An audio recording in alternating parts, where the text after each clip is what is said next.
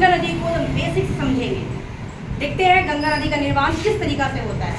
तो हम लोग आते हैं पहले कुछ डायग्राम में।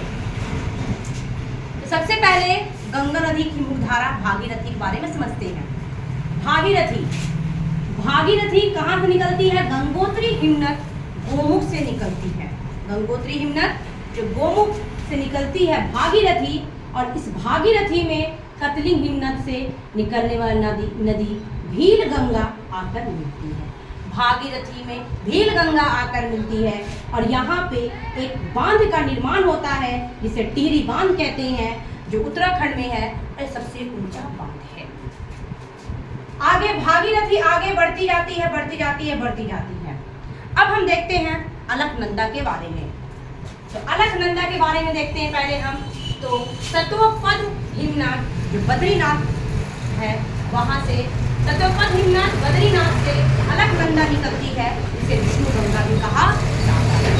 और विष्णु गंगा में आकर कामेर पर्वत से निकलने वाली नदी धौली गंगा आकर मिलती है। अलकनंदा में धौली गंगा आकर मिलती है। इसे कहाँ पे आके मिलती है? तो बोलेंगे विष्णु प्रयाग में क्या होती है? तो अलकनंदा धौली गंगा से मिलती है विष्णु प्रयाग में। अब ये अलकनंदा नदी फिर आगे बढ़ते जाती है, इसकी मुख्य धारा, और इस मुख्य धारा के पास नंदा देवी पर्वत से निकलने वाली नदी थी नंदाकिनी। कौन नदी?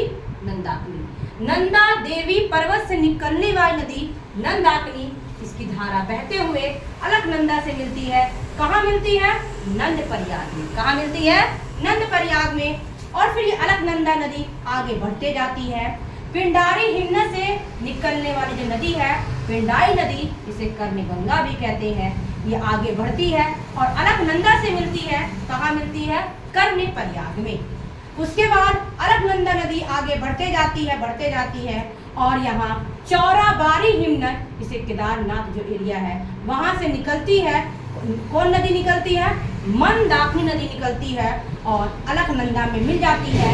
जहाँ मिलती है उसे कहते हैं रुद्र प्रयाग। यानी मंदाकिनी नदी अलकनंदा से मिलती है। कहाँ मिलती है? रुद्र प्रयाग में। उसके बाद ये अलकनंदा नदी आगे बढ़ते जाती है और इसमें भागीरथी आकर मिलती है। कहाँ मिलती है? तो बोलेंगे देव प्रयाग में। और अलकनंदा नदी भागीरथी को मिलने से एक नदी का निर्माण हुआ जो भारत की सबसे पवित्र और सबसे लंबी नदी है गंगा नदी, जिसका निर्माण होता है। ये बहुत ही अहम भूमिका है हमारे भारत में गंगा नदी का। अब हम देखते हैं कि गंगा नदी जो है ये मैदानी भाग में प्रवेश करती है। कहाँ से? बोलेंगे हरिद्वार के पास गंगा नदी मैदानी भाग में प्रवेश करती है। गंगा नदी की जो कुल लंबाई है 2525 किलोमीटर है, जिसमें उत्तराखंड में 110 किलोमीटर बहती है, यूपी में 1450 किलोमीटर बहती है, तो सबसे ज़्यादा यूपी में बहती है।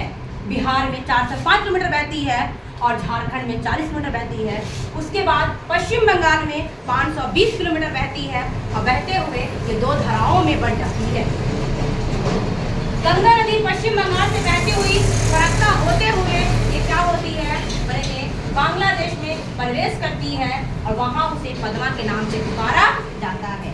ब्रह्मपुत्र नदी को मिलने के बाद मेघना नदी के नाम से जाने जाता है और अंत में गंगा और ब्रह्मपुत्र जो है एक डेल्टा का निर्माण करती है, इसे सुंदरवन डेल्टा कहा जाता है। सुंदरवन डेल्टा जो है ये रॉयल बंगाल टाइगर के लिए फेमस है और इसे सुंदरवन डेल्टा को नेशनल पार्क भी घोषित किया गया है।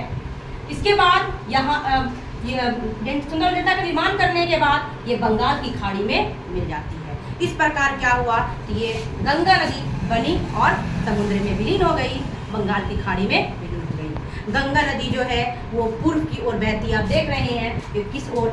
उत्तराखंड से निकल रही है और ये बांग्लादेश होते हुए ये बंगाली खाड़ी में गिर रही है। यानी ये पूरब की ओर, किस ओर? पूरब की ओर बह रही है, पश्चिम से पूरब की ओर बह रही है। इसका ढलान जो है वो पश्चिम से पूरब की ओर। तो अगला वीडियो में हम लोग देखेंगे कि बिहार में ये प्रवेश करती है तो बिहार में कौन कौन सी सहायक नदियाँ हैं।